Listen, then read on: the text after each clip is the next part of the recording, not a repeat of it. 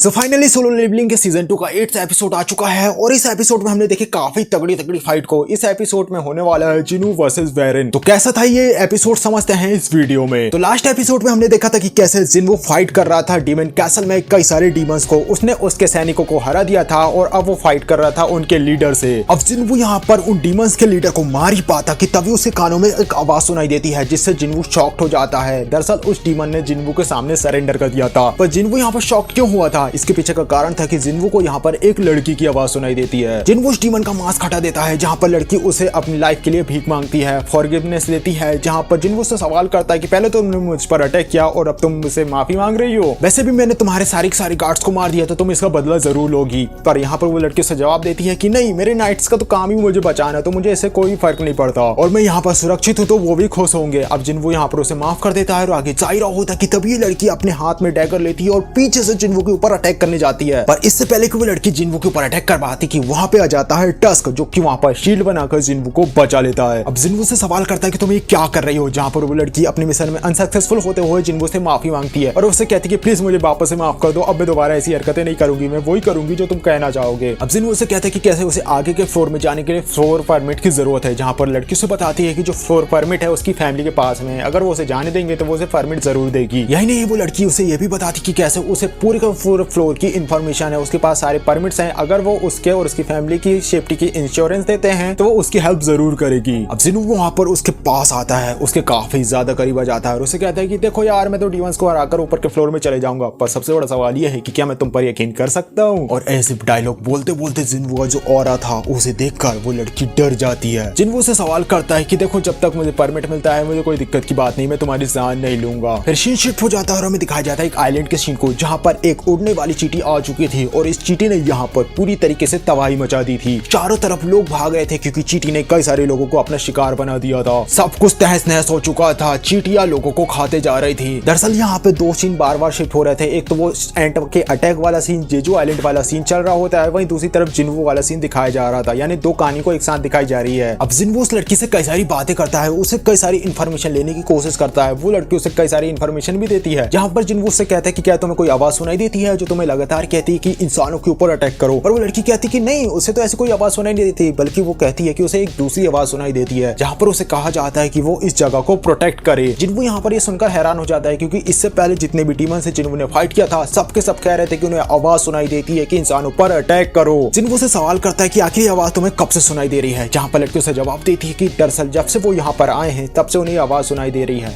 जिनवू वापस से सवाल करता है कि तुम यहाँ पर कब से आए हो, तुम पहले कहाँ रहते थे, जहाँ पर वो उसे बताती है कि कैसे थोड़े दिन पहले वो यहाँ पर आए हुए हैं और इससे पहले वो डीमंस रेल्म में रहते थे। अब जिनवू यहाँ पर और भी ज्यादा उससे इन्फॉर्मेशन लेने की कोशिश करता है, लेकिन अचानक से ग्लिच होने लगता है, जैसा कि हमने पहले के एपिसोड में भी देखा है, और इस ग्लिच के कारण जिनवू को ज्यादा इन्फॉर्मेशन नहीं मिल पाती। हमें दिखाया जाता है कि अचानक से वो लड़की ग्लिच हो जाती है और एक काफी तगड़ा सा जवाब देती है। वो बताती है कैसे वो यहाँ पर युद्ध की तैयारी कर रहे थे। जिनवू से सवाल करता है कैसा युद्ध, जहाँ पर वो लड़की जवाब देती है ऐसे एनिमी से फाइट करने की तैयारी जिसके लिए सारे के सारे डीमन को यूनाइट होना होगा। देखो यहाँ पर वो लड़की क्या क्या बातें कर रही है, जिन्होंने मांगा पढ़ी है तो उन्हें तो इस बारे में सब कुछ पता होगा, लेकिन हमें एनीमे में भी आगे पता चल जाए कि ये लड़की किस वॉर की तैयारी की बात कर रही है और यहाँ पर किससे ये फाइट करेंगे, डीमंस क्यों इकट्ठा हो रहे हैं, डीमंस यहाँ पे किसकी हेल्प करेंगे। हमें दिखाया जाता है ग्लिच के बाद वो लड़की बेहोश होकर गिर जाती है और वापस से सीन शिफ्ट हो जाता है। हमें दिखाया जाता है हंटर एसोसिएशन को। हमें दिखाया जाता है कि यहाँ पर एक मीटिंग हो रही होती है जहाँ पर कई सारी फुटेजेस को दिखाया जा रहा था। ये सारी फुटेजेस उसी आइलैंड में थी जहाँ पर वो उड़ने वाली चींटी पहुंच चुकी थी। यहाँ पर ये सारे लोग बात कर रहे थे कि कैसे इस चींटी को मारने के लिए 108 हंटर्स को भेजा गया था, जिसमें से 4 ई रैंक के हंटर्स, एक सी रैंक का हंटर, एक बी रैंक का हंटर था, जो कि सारे मारे जा चुके हैं। फिर बाद में वहां पर एक ए रैंक का हंटर गया जिसने इस चींटी को मारा, यानी कि ये चींटी ए रैंक की थी और इसे मारने के लिए इतने सारे लोग और इतने सारे हंटर्स मारे गए। अब यहाँ पर चेयरमैन इस बात को सुन काफी ज्यादा शॉक हो जाते कि कैसे एक बीस्ट को मारने के लिए हमने इतने सारे हंटर्स को सैक्रिफाइस कर दिया और इसे केवल ए रैंक का हंटर हरा पाया। अब यहाँ पर चेयरमैन कहते हैं कि क्योंकि ये जो आइलैंड है ये हमसे केवल 120 किलोमीटर की दूरी पे है, यानी कि ये चींटी हमारे आइलैंड में भी आ सकती है। हमें जल्द से जल्द जापान से कांटेक्ट करना होगा क्योंकि अब उनके लिए भी थ्रेटन है जेजू आइलैंड। यही नहीं, इनके पास जो हंटर है वो काफी ज्यादा कम है, तो इन्हें जापान की हेल्प लेनी होगी, उन्हें कन्विंस करना होगा कि ये थ्रेट दोनों के लिए है और दोनों साथ में मिलकर काम करना चाहिए। अब यहाँ पर चेयरमैन जवाब देते हैं कि कैसे as a hunter association chief वो ऑर्डर देते हैं 4th रेड का जेजू आइलैंड के लिए, यानी कि यहाँ से शुरुआत होगी जेजू आइलैंड आर्क की। और अब तुम्हें यहाँ पे पता चलेगा कि आखिर जेजू आइलैंड क्या है और ये टॉपिक तुमने पहले क्यों सुना था।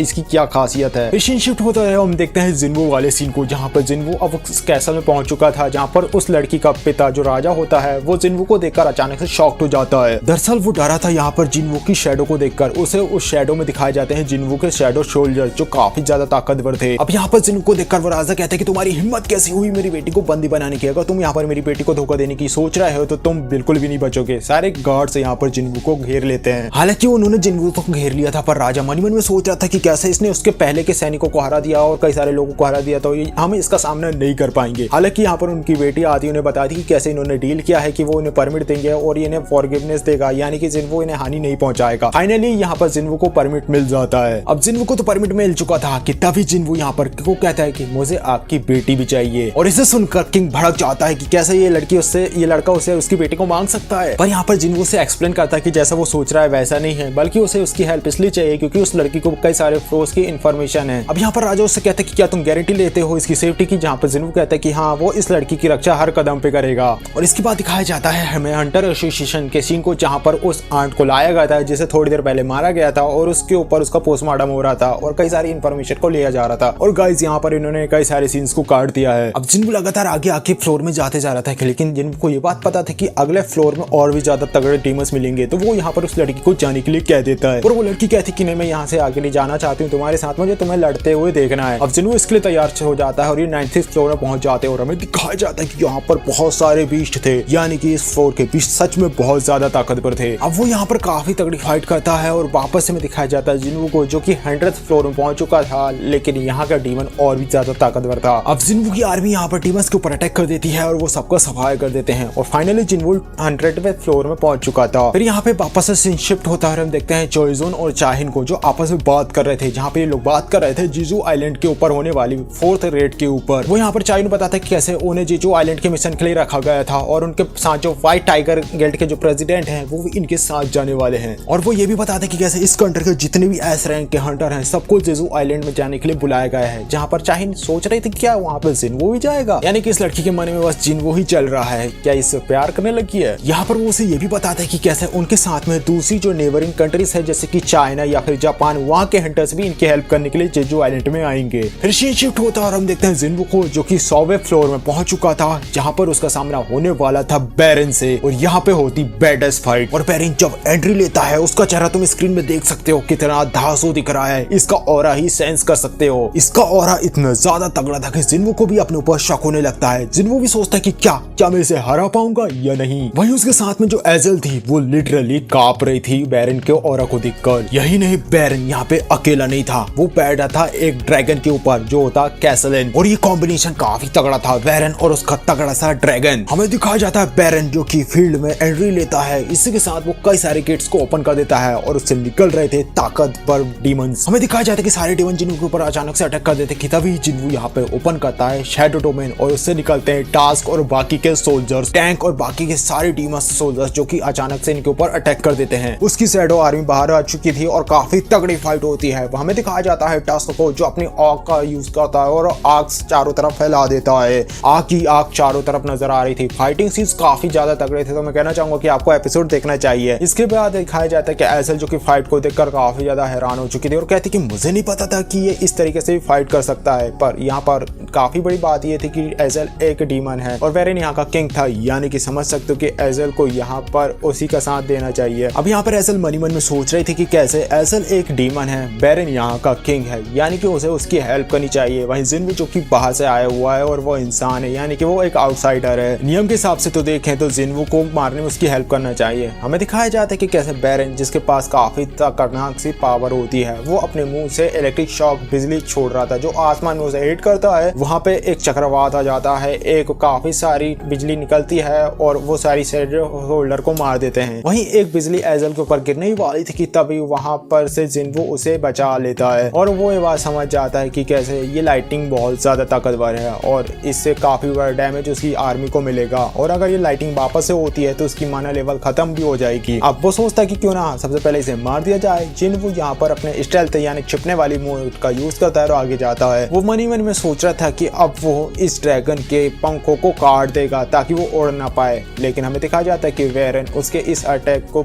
समझ जाता है, यानी कि वो इसके स्टेल्थ मोड को भी भांप लेता है है और उसे पकड़ लेता है। हमें दिखाया जाता है कि यहाँ भी तगड़ी फाइट होती है। वेरन जिन्वू के ऊपर काफी हैवी अटैक करता है और ये अटैक काफी ज्यादा ताकतवर था। हमें दिखाया जाता है इकरिस और टस्क को, जहाँ पर टस्क हम दिखाते हैं जो कि अपनी ऑक का यूज करता हुआ काफी ज्यादा फाइट कर रहा था और वेरन के ऊपर अटैक कर देता है। वही हम देखते हैं इकरिस को जो कि अपनी तलवार फेंक कर उसे मार देता है। ड्रैगन की जो गर्दन थी वो उस तलवार से कट जाती है, यानी ड्रैगन यहाँ पे मारा गया था। फिर हमें दिखाया जाता है वेरन अब जमीन में उतर चुका था और जिन्वू कहता है कि चलो अच्छी बात है, तुम जमीन में आ गए, अब तुम मुझसे फाइट करोगे, तुम्हें देखते देखते मेरी गर्दन दुखने लगी थी। वही हमें दिखाया जाता है हंटर एसोसिएशन के सीन को। हमें दिखाया जाता है कि ये लोग आपस में बात कर रहे थे, यहाँ पर एक मीटिंग हो रही थी। यहाँ पर हमें दिखाया जाता है कुछ लोगों को जो ट्रोन और गिल्ड से होते हैं, ये होती है हानिकावा। वहीं वो यहाँ पर इंट्रोड्यूस कराती है गोटो रियोजी को जो कि इनका गिल्ड मास्टर होता है। वो उन्हें बताता है कि कैसे अगर जापान का सबसे बड़ा गिल्ड इन्हीं का है और इसका जो ऑरा है वो काफी ज्यादा खतरनाक सा था। हमें दिखाया जाता है कि गिल्ड मास्टर होता है ये काफी ज्यादा ताकतवर होता है। इनके गिल्ड में 11 एस रैंक के हंटर्स है जो काफी ताकतवर टीम है। ये एशिया का दूसरा सबसे बड़ा गिल्ड है, यानी समझ सकते हो कि यहाँ पर ये लोग डिस्कस करने के लिए क्यों यहाँ पे बैठे हुए थे। यहाँ पर ये लोग बात करते हैं उड़ने वाली चींटियों के ऊपर, जहाँ पर हानाकावा उन्हें बताता है कि कैसे उनके पास चींटियों के लेकर काफी इम्पोर्टेंट इन्फॉर्मेशन है। वो उन्हें बताता है कि कैसे हमें ध्यान देना होगा कि कैसे ये जो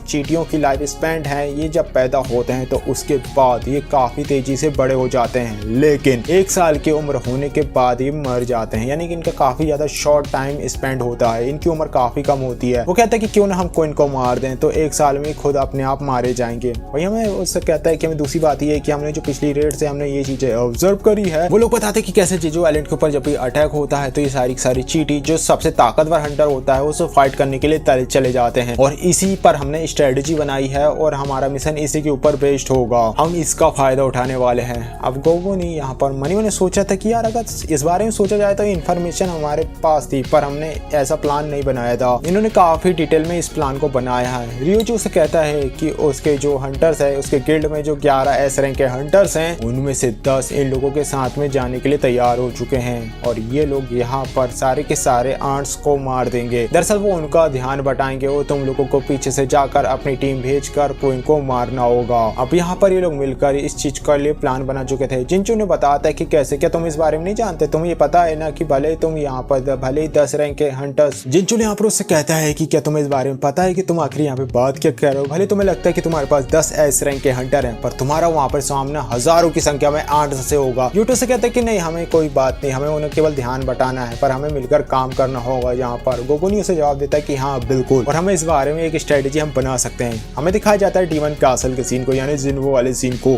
जहाँ पर सारे लोग मिलकर फाइट कर रहे थे। एक तरफ थे डीमन, एक तरफ थी उसकी जिन्वू की आर्मी। जहाँ पर जिन्वू जिसका सामना था वेरन था जिसकी लाइफ काफी बड़ी थी। वो अपनी लाइटनिंग अटैक से सारे के सारे शेडो होल्डर को मारे जा रहा था। इससे हो रहा ये था कि जिन्वू का माना कम होते जा रहा था और जिन्वू को समझ नहीं आ रहा था कि आखिर वो इसे कैसे हराए। काफी तगड़ी फाइट हो रही थी और जिन्वू जो कि अब वापस से जिन्वू अपने माना को वापस से रिफिल नहीं कर पा रहा था कि तभी एक मोमेंट ऐसा हो जाता है कि डीमन जिन्वू को गर्दन पकड़ के उठा लेता है और अब वो यहाँ पर उसे जान से मार ही पाता कि तभी वहां पे आ जाता है एक गिरिस टस्क को जो कि उसका हाथ पकड़ लेते हैं और इसी चीज का फायदा उठाते हैं ये तीनों। हालांकि वेरन यहाँ पर काफी तगड़ा अटैक करता है जिससे कि एक ही बार में जिन्वू के सारे माना खत्म हो जाती है। हमें दिखाया जाता है कि जिन्वू जिसका माना 0 हो चुका था, यानी कि अब यहाँ पर जिन्वू वर्सेस वेरन ही 1-on-1 फाइट होगी। हमें दिखाया जाता है वेरन जो कि अपने हाथ से तो ड्रैगर को उठाता है और ये दोनों अब ड्रैगर से फाइट करने के लिए तैयार थे। काफी तगड़ी फाइट होती है जहाँ पर जिन्वू जिसके दोनों ड्रैगर अब उससे अलग हो जाते हैं। जिन्वू दोनों हाथों से उसका अटैक रोकने की कोशिश कर रहा था कि तभी